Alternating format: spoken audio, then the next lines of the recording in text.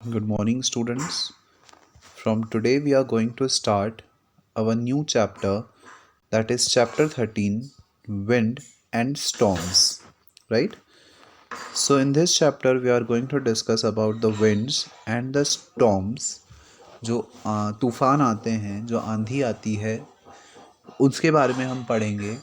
Also जो wind है उसका फ्लो किस तरीके से होता है, that thing we are going to discuss in this chapter. So let us first of all read the headings of the chapter, that is wind, wind current, characteristics of wind, and storms. So all these are the topics about which we are going to study in this chapter. First of all, let us start with the introduction of the chapter, that is a storm is any disturbed state of an environment or astronomical body's atmosphere, especially affecting its surface and strongly implying severe weather. Storm का मतलब होता है जब environment में बहुत ज़्यादा disturbance हो जाए या किसी एस्ट्रोनॉमिकल बॉडी के कारण हमारे एटमॉस्फेयर में कोई डिस्टर्बेंस प्रोड्यूस हो जाए, जिससे कि हमारी अर्थ की सरफेस जो है वो अफेक्ट हो बहुत ज़्यादा, जिसके कारण जो वेदर कंडीशंस हैं वो जब बहुत ज़्यादा सीवियर हो जाए, मतलब कि बहुत ज़्यादा एक्सट्रीम हो जाए, तो उस कंडीशन को हम बोलते हैं स्टॉर्म. बेसिकली जो आंधी तूफान आते हैं जो उनको हम बोलते हैं storms. It may be marked by significant disruption to normal conditions. और इसके कारण जो हमारी नॉर्मल कंडीशंस हैं, जो नॉर्मल लाइफ है, वो बहुत ज़्यादा एडवर्सली अफेक्ट होती है, such as strong wind, hail, thunder and lightning. और इसके कारण विंड, बहुत तेज़ हवाएं चलने लगती हैं, हेल आते हैं, थंडर आते हैं, थंडर इज़ बिजली चमकना, लाइटनिंग होती है, heavy precipitation, snowfall, rain storms, heavy freezing rain, ice storm, strong wind, tropical cyclone, windstorm, and wind transporting come substance through the atmosphere, as in a dust storm, blizzard, sandstorm, etc. तो ये सारी चीज़ें हमको देखने को मिलती हैं जब स्टॉर्म्स आते हैं, तो राइट, जिसके कारण हमारी जो नॉर्मल लाइफ है वो बहुत ज़्यादा अफेक्ट होती है, और it cause so much disruption in our day to day activities. Storms generally lead to negative impact on lives and property, such as storm surge, heavy rain और snow. जो storms हैं उनके कारण बहुत नेगेटिव इम्पैक्ट पड़ते हैं हमारी life और प्रॉपर्टी पर, राइट. मतलब जो स्टॉर्म्स होते हैं उसके कारण लोगों की लाइफ भी एडवर्सली अफेक्ट होती है, एज वेल एज हमारी प्रॉपर्टीज़ का भी बहुत ज़्यादा नुकसान होता है, कॉजिंग फ्लडिंग और रोड इम्पैसिबिलिटी भी इसका ही एक फैक्टर है. Lightning, wind Fyers and vertical wind shear. However, system with significant rainfall can elevate drought in places they move through. और इन सब के कारण जो लाइटनिंग होती है, बिजली चमकना, wind fires, vertical wind shear, ये सारी चीज़ें भी हो सकती हैं. ऑल्सो हैवी रेनफॉल्स भी हो सकती हैं, या कहीं कहीं पर सूखा भी पड़ सकता है. तो अलग अलग जगहों पर इनके अलग अलग इम्पैक्ट्स हमको देखने को मिलते हैं, जो कि बहुत सीवियर कंडीशंस होती हैं. Heavy rainfall can allow special recreational activities to take place which would be possible otherwise, such as skiing and snowmobiling. Heavy rainfall के कारण कुछ recreational activities भी हो सकती हैं. मतलब हम अगर स्नोफॉल हो गया उसके बाद की सिचुएशन, जब कंडीशंस नॉर्मलाइज हो जाती हैं, उस समय वहाँ पर आप स्कीइंग कर सकते हैं, स्नो मोबाइलिंग कर सकते हैं. तो ये इस तरीके की रिक्रिएशनल एक्टिविटीज़, कुछ फ़न एक्टिविटीज़ भी वहाँ पे हो सकती हैं, बट तब जब सारी कंडीशंस नॉर्मल हो जाती हैं उसके बाद. Nature has provided us many valuable resources for sustenance of life on earth. Nature ने हमको बहुत सारे वैल्यूएबल रिसोर्सेज दिए हैं लाइफ को सस्टेन करने के लिए, राइट। हमारी अर्थ पर लाइफ सस्टेनेबल रहे उसके लिए हमको नेचर ने बहुत सारे रिसोर्सेज दिए हैं। Man utilises various natural resources for his need like air, water, food etcetera, right. हम अपनी कन्वीनियंस के अकॉर्डिंग बहुत सा इन सब चीज़ों का यूज़ करते हैं, whether it be air, water, food, इन सब चीज़ों का हम यूज़ करते हैं for our convenience, right. But these natural forces on the other hand are also biggest cause of destruction of life and property। लेकिन इन सभी का जब हम यूज़ कर रहे हैं, अगर हम बहुत ज़्यादा इनका यूज़ कर लेते हैं तो इसके कारण काफ़ी सारे डिस्ट्रक्शंस भी हो सकते हैं हमारी लाइफ और प्रॉपर्टी को। मतलब जहाँ इन सारे रिसोर्सेज के हमारे लिए बहुत सारे एडवांटेज हैं, वहीं अगर ये सारे रिसोर्सेज आउट ऑफ कंट्रोल हो जाएं तो हमारे लिए ये बहुत सारे डिसएडवांटेज या डिस्ट्रक्शन, विनाशकारी भी साबित हो सकते हैं। This destruction can be caused by floods, earthquakes, droughts, cyclones etcetera. ये जो डिस्ट्रक्शन है इसके कारण फ्लड्स आ सकते हैं, अर्थक्वेक्स हो सकते हैं, ड्रॉट मतलब सूखा पड़ना, साइक्लोन्स आ सकते हैं। These are called natural disasters और natural hazards। इनको हम बोलते हैं natural disasters या natural hazards। A natural disaster is also known as natural calamity। natural disaster को हम natural calamity के नाम से भी जानते हैं। Disasters like thunderstorms, cyclones and tornadoes happen because of very strong winds। इस तरीके के जो डिज़ास्टर्स होते हैं जैसे कि थंडर स्टॉर्म्स होना, साइक्लोन्स बवंडर आना, टॉर्नेडोज़ होना, ये सब स्ट्रॉन्ग विंड के कारण होते हैं। जब बहुत तेज़ स्पीड में हवाएं चलती हैं तो उनके कारण इस तरीके की जो नेचुरल कैलिमिटीज़ हैं वो टेक प्लेस होती हैं। In this chapter we will understand these natural disasters. इस चैप्टर में हम इन नेचुरल डिज़ास्टर्स को डिस्कस करेंगे। For this we have to first learn about the properties of wind.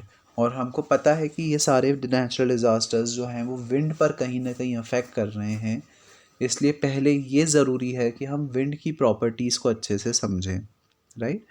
सो सबसे पहले हम समझते हैं विंड के बारे में। Let us have discussion over wind. The sun heats the parts of Earth uneven. In some parts receive more heat while some other receive less heat। जो सन है वो हमारी अर्थ को हीट करता है, राइट। हमारी अर्थ को हीट प्रोवाइड करने का काम कौन कर रहा है? सन। लेकिन क्या हमारी अर्थ के हर एक पार्ट पर जो हीट है वो इक्वली पड़ रही है? So the answer would be no, right. हमारी अर्थ का हर एक पार्ट जो है वो अनइवनली हीट रिसीव कर रहा है। कुछ पार्ट जो है वो ज़्यादा गर्म हो जाते हैं, कुछ पार्ट कम गर्म होते हैं, कहीं पर टेम्परेचर ज़्यादा होता है, कहीं पर टेम्परेचर कम होता है। कुछ पार्ट ज़्यादा हीट रिसीव करते हैं जबकि कुछ पार्ट्स जो हैं वो लेस हीट रिसीव करते हैं। When the part get heated by the above it also get heated up। When the place gets heated by the sun above it also gets heated up। सो वो places जो कि सन के आसपास होती हैं, सन के ऊपर होती हैं, वो ज़्यादा हीट अप हो जाती हैं। The hot and lighter air expand and rises up while the cooler and heavy air rushes to take its place। आपको पता है कि जब एयर गर्म हो गई तो जो हॉट एयर होती है वो लाइट वेट होती है, राइट। जब जो गर्म हवा होती है वो हल्की होती है comparative to the cold air, और जब कोल्ड एयर हैवी है तो वो नीचे आएगी और जो हॉट एयर होती है वो ऊपर जाती है क्योंकि वो हल्की होती है, राइट। जिसके कारण क्या होता है, this moving air called wind. और ये जो मूविंग एयर होती है उसको हम क्या बोलते हैं? Wind. When air blows gently it is called breeze. जब ये एयर बहुत जेंटली धीमे धीमे ब्लो करती है तो उसको बोला जाता है ब्रीज। जैसे कि अगर हम मॉर्निंग टाइम में बात करें तो मॉर्निंग के समय जो हवाएं चलती हैं उसको हम बोलते हैं ब्रीज, जो कि प्लीजेंट होती हैं, हमको अच्छी लगती हैं। Whereas the air moving with high speed is called storm. वो एयर जो कि बहुत तेज़ स्पीड में, जिसको हम आंधी बोलते हैं, उसको इंग्लिश में बोला जाता है storm. The air rushes from high pressure region to low pressure region. जो एयर है वो हमेशा हाई प्रेशर रीजन से लो प्रेशर रीजन की तरफ फ्लो करती है, राइट। सो इस तरीके से ये जो विंड है या जो एयर है उसका फ्लो हमको देखने को मिलता है। The direction from which wind originates is called wind direction. वो डायरेक्शन जहाँ से ये विंड जनरेट हुई है, निकल रही है, उसको बोला जाता है wind direction. For example, a northerly wind blows from north toward south. जो नदरली विंड्स होती हैं वो नॉर्थ से साउथ की तरफ बहती हैं। An instrument called weather vane is commonly used to determine the direction of wind। एक तरीके का इंस्ट्रूमेंट होता है जिसको बोला जाता है वेदर वेन। इसको हम यूज़ करते हैं विंड का डायरेक्शन को पता लगाने के लिए। The weather vane has two parts. जो वेदर वेन है उसके दो पार्ट्स होते हैं, a pointed front part and the broad part. इसके दो पार्ट्स होते हैं, एक पॉइंटेड पार्ट जो कि फ्रंट का पार्ट होता है और दूसरा ब्रॉड पार्ट जो कि पीछे का पार्ट होता है। It looks like this, right. जो विंड वेन है वो कुछ इस तरीके का दिखता है और anemometer look like this. The front part consist of an arrow which points in the direction of wind. जो फ्रंट पार्ट होता है उसमें एक एरो बना होता है और ये एरो जो है वो हमको बताता है कि विंड किस डायरेक्शन में फ्लो हो रही है। The setup is pointed on the vertical column such that it moves freely when wind blows. इस पूरे सेटअप को इस तरीके से एक वर्टिकल कॉलम पे माउंट किया जाता है, मतलब एक आप देख सकते हैं यहाँ पे एक वर्टिकल कॉलम है जिस पर इस पूरे सेटअप को लगा दिया जाता है ताकि ईजीली ये हमको बता सके कि किस डायरेक्शन में जो विंड है वो ब्लो कर रही है, right. Now here one activity is being given to you. That activity you should read by your own. The speed with which wind blows is called wind velocity. Wind जिस speed से blow करती है, जिस speed से बहती है, उस speed को बोला जाता है wind velocity. It is expressed in kilometre per our और इसको एक्सप्रेस किया जाता है किलोमीटर पर आवर में। विंड वेलोसिटी को हम एक्सप्रेस करेंगे किलोमीटर पर आवर में। A device called anemometer is used to measure the velocity and pressure of wind. एक डिवाइस होता है जिसका नाम है एनेमोमीटर। इसका यूज़ किया जाता है विंड की वेलोसिटी और प्रेशर को डिटरमाइन करने में, राइट।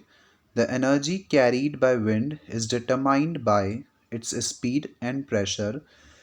विंड अपने साथ कितनी एनर्जी को कैरी करेगा ये चीज़ डिटरमाइन की जाती है उसकी स्पीड और प्रेशर के द्वारा। This wind energy is trapped by wind mill. और ये जो विंड एनर्जी होती है इसको ट्रैप किया जाता है विंड मिल्स के द्वारा। विंड मिल्स आपने देखी होंगी, अपने अर्लियर क्लासेस में पढ़ा भी होगा। जो विंड मिल होती है वो विंड एनर्जी विंड की हेल्प से एनर्जी जनरेट करने का काम करती है, right. Energy produced by windmill can be used for sawing wood, pumping water, grinding grains, etc. और विंड मिल के द्वारा जो एनर्जी प्रोड्यूस की जाती है उसके बहुत सारे यूज़ होते हैं, चाहे वो वुड को सॉ करना हो, वाटर पंपिंग करना हो, ग्रेन्स को ग्राइंड करना हो, इन सभी चीज़ों में इसका यूज़ किया जाता है। Modern wind power machines are used for generating electricity which are called wind turbines। जो मॉडर्न विंड पावर मशीन्स होती हैं उनका यूज़ किया जाता है इलेक्ट्रिसिटी को जनरेट करने के लिए भी, और जिसको बोला जाता है विंड टर्बाइंस, राइट। सो ऐसी विंड पावर मशीन्स जिनकी हेल्प से हम इलेक्ट्रिसिटी को जनरेट करते हैं उनको बोलते हैं विंड टर्बाइंस। कुछ कैरेक्टरिस्टिक्स होती हैं विंड की, वो समझते हैं। Air exert pressure. जो एयर है वो अपने साथ एनर्जी को कैरी करती है और वो प्रेशर अप्लाई करती है on the certain object on which it is incidenting, right. The layer of the air above the earth is called the atmosphere. आपको पता है हमारी अर्थ के सराउंडिंग बहुत सारी गैसेस हैं जो हमारी अर्थ को कवर करती हैं, राइट। और उन सभी गैसेस का जो एनवेलप है, जो जो सारी गैसेस हमारी अर्थ को कवर करती हैं, उसको बोला जाता है atmosphere. The air always exert pressure on earth surface called the atmospheric pressure. और ये जो एयर है वो हमारी अर्थ की सरफेस पर एक प्रेशर एक्सर्ट करती है जिसको कि हम बोलते हैं atmospheric pressure. This pressure is exerted equally in all directions. ये जो प्रेशर है ये सारे डायरेक्शंस में इक्वली अप्लाई होता है, इक्वली स्प्रेड होता है। It decreases with an increase in height. जैसे जैसे हम हाइट पे ऊपर जाते जाते हैं वैसे वैसे इसकी वैल्यू में डिक्रीज होता जाता है। Air pressure is different at different places all over the world. इस पूरे वर्ल्ड में अलग अलग जगहों पर जो एयर प्रेशर होता है वो अलग अलग होता है। Some of the observations from our daily life which tell us that moving air exerts pressure. हम अपनी डेली लाइफ से बहुत सारे ऐसे ऑब्जर्वेशंस ले सकते हैं, बहुत सारे ऐसे एक्सपीरियंसेस ले सकते हैं जिससे हमको ये पता चलता है कि जो एयर है वो प्रेशर एक्सर्ट करती है, right. While riding a bicycle, जब हम एक बाइसिकल राइड करते हैं, बाइसिकल चलाते हैं, we find that it is easier to ride the bicycle in the direction of blowing wind. हम ये जानते हैं कि बाइसिकल को विंड जिस डायरेक्शन में फ़्लो हो रही है उसी डायरेक्शन में बाइसिकल को राइड करना ईजी होता है।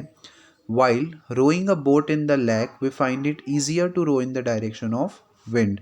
ऑल्सो जब हम डायरेक्शन विंड के डायरेक्शन में ही बोट को रो करते हैं तो वो ईजी होता है, और अगर हम अपोजिट डायरेक्शन में उसको रो करेंगे तो वो हमको डिफ़िकल्ट रहेगा। सेम चीज़ बाइसिकल के केस में भी, अगर आप विंड के डायरेक्शन के अपोजिट डायरेक्शन में बाइसिकल चलाते हो तो it would be hard to ride the bicycle in the direction opposite to the direction of flow of wind, right? When we are flying a kite, then the wind blowing from our backside toward the front help us in lifting the kite upward. जब हम एक kite fly करते हैं, पतंग उड़ाते हैं, तो जो विंड ब्लो करती है हमारी बैक साइड पर, बैक से फ्रंट की तरफ जो विंड ब्लो करती है वो काइट को अपवर्ड डायरेक्शन में लिफ्ट करने में हेल्प करती है, right. Above examples show that moving air exert pressure on all objects in its way. ये सारे एग्जाम्पल्स हमको ये बताते हैं कि जितने जो मूविंग एयर है वो ऑब्जेक्ट्स पर एक तरीके का प्रेशर जो है वो अप्लाई करती है। If wind blows in the direction of the moving object, then the movement of object become easier. और अगर विंड ऑब्जेक्ट के मोशन के डायरेक्शन में ही फ्लो हो रही है तो वो ऑब्जेक्ट के मोशन को ईजी कर देती है, right. So these are the certain things that we have discussed here. Now, in our next class, we are going to continue with the topic. So, that's all for today's class. Thank you.